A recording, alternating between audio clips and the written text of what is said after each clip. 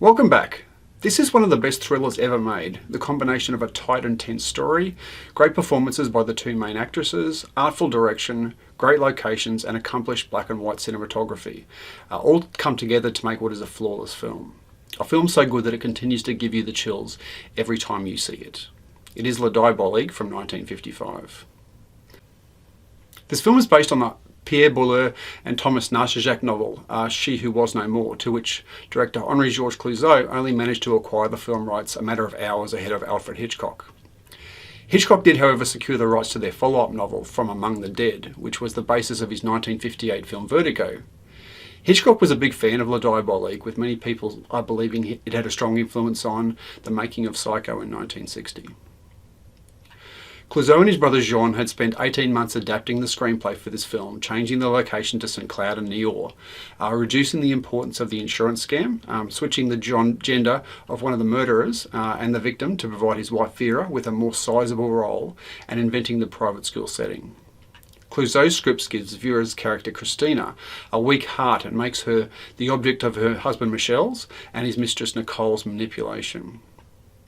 Clouzot cast Simone Signoret in the role of Nicole after working with her husband Yves Montand in The Wages of Fear, when the two couples became friends. The director was aware of Vera's limitations as an actress and needed someone to provide support for her in such a demanding role. The film featured two Clouzot regulars, Pierre Laguet as Monsieur Drain and Noël Roquevert as Monsieur Herbu. Michel Serrault made his screen debut as Monsieur Raymond, one of the school teachers. And Charles Vanel, who had co-starred in The Wages of Fear, was cast as the seemingly inept Inspector Fichet. From the 300 children Clouzot auditioned, he selected 35 to appear in the film, and amongst them was Jean-Philippe Smet, who was later to be known as singer and actor Johnny Hallyday. Filming began in August of 1954 and finished at the end of November. There was friction between Vera Clouzot, Henri Georges Clouzot and Simone Signoret, and many on-set observers noticed that their behaviours mirrored the three central characters of the movie. One reason for this conflict was that filming took a lot longer than expected. The cinematographer Armand Thiraud had used two cameras crews to speed up the shooting, but despite this, filming still took twice as long than the projected 48 days. By the end of the shoot, according to Signoret, she, Vera Clouzot and Henri were no longer on speaking terms. A decrepit chateau that is actually located between St. Cloud and the Bois de Boulogne was chosen for the boarding school. The building and its surroundings matched the director's vision perfectly, since they projected the desired mood of decay and neglect. The adjacent swimming pool was dirty and full of slime, and Clouzot spent 5 weeks shooting at this location.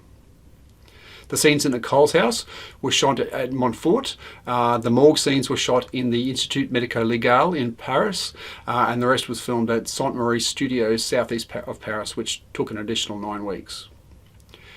Originally, the film was to be called Les Veuves, or The Widows, but 11 weeks into filming it was changed to Les Demoniaques, and eventually it was renamed Les Diaboliques. Unfortunately, this was the same title that was used for a collection of short stories by 19th century writer Barbé d'Aurevilly.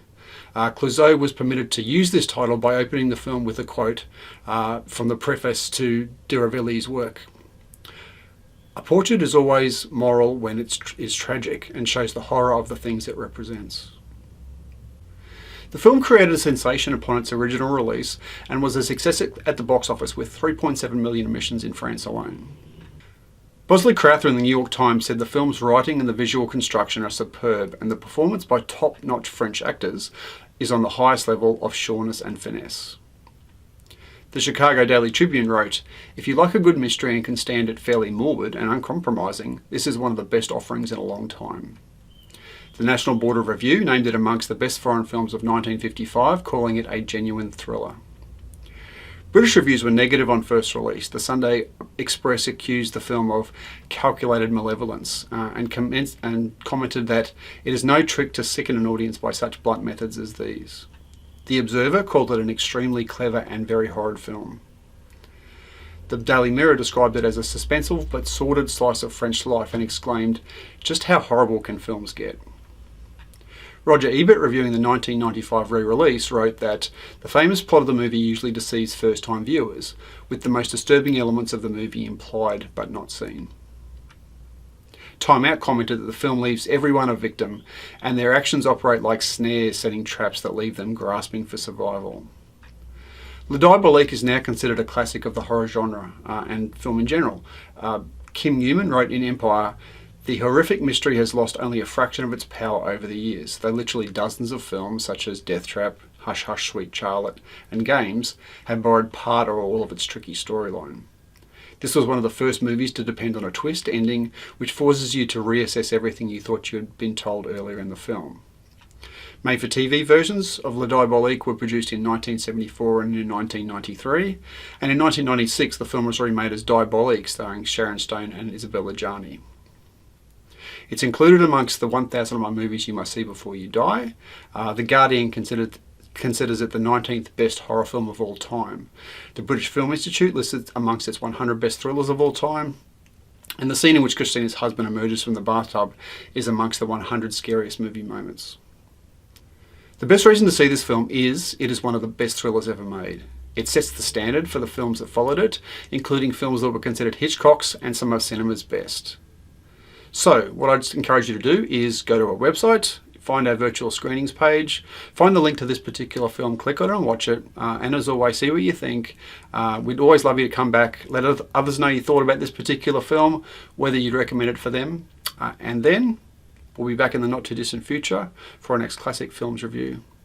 Catch you next time.